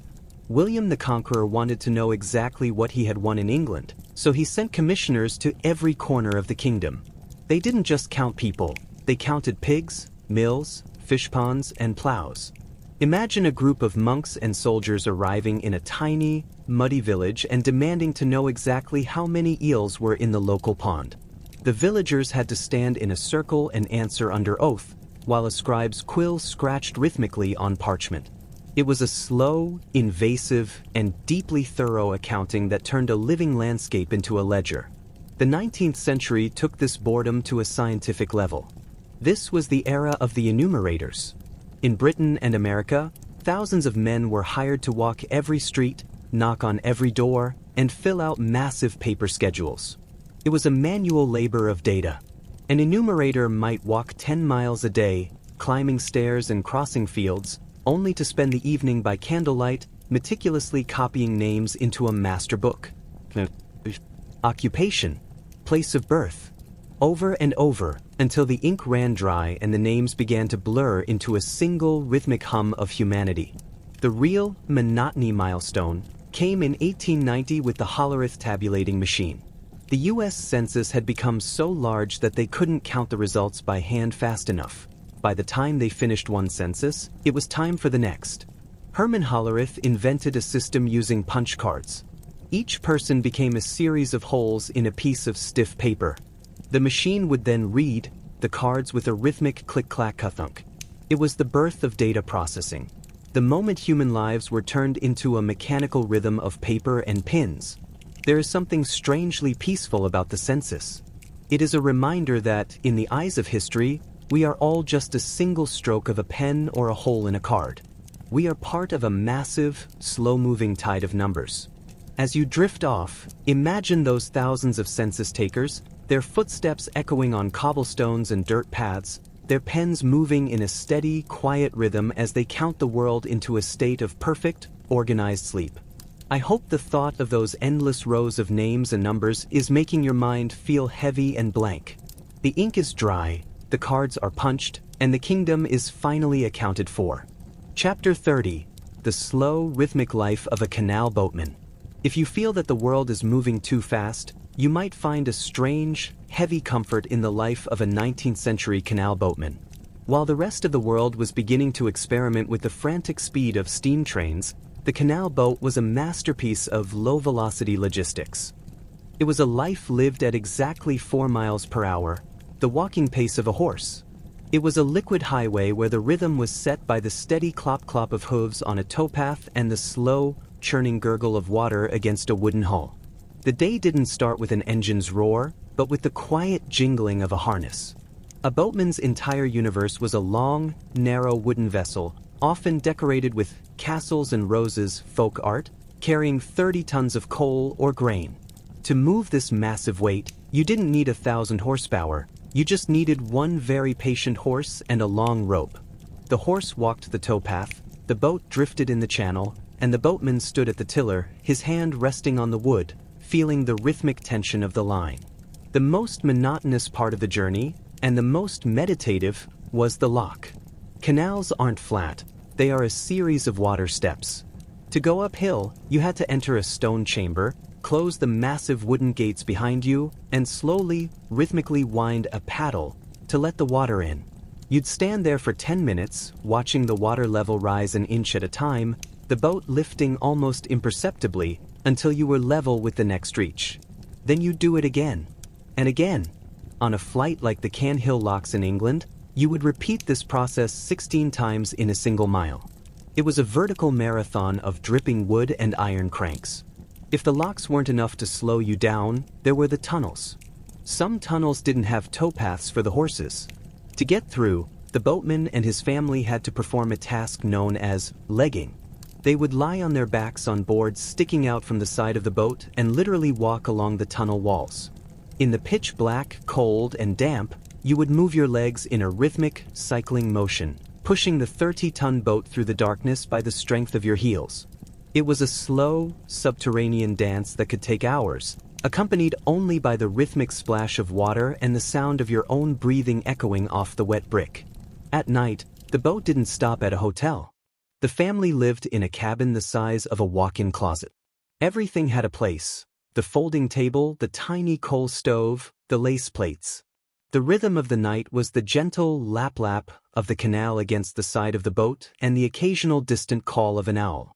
You were part of the landscape, moving through it so slowly that the trees seemed to stay with you for days.